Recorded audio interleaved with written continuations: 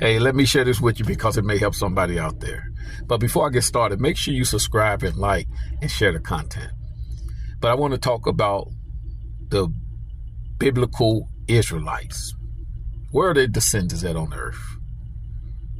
People talk about the lost tribes and no one seemed to know. They done looked high and low and they can't find them. We're right here.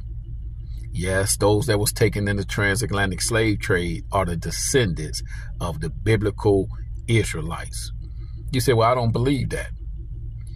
But I have the receipts, sir. We have the sweat, blood, and tears and the receipts. And it's backed up by history and it's backed up biblically. And if we are, somebody got some splaining to do. But equally, if we're not, somebody got some splaining to do.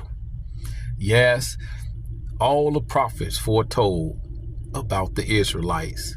In fact, Moses in Deuteronomy, he told them that if they failed God, they was going to be taken back to Egypt again by ships.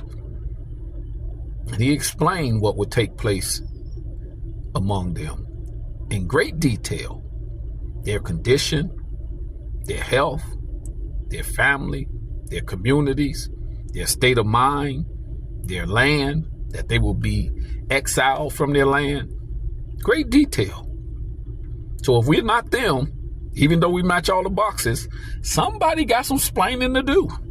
And if we are, which I attest that we are, somebody got some splaining to do with all these religions and nobody have said any of this. Somebody got some splaining to do. But all the prophets spoke of it, from Noah, Moses, Abraham, Jeremiah, Samuel.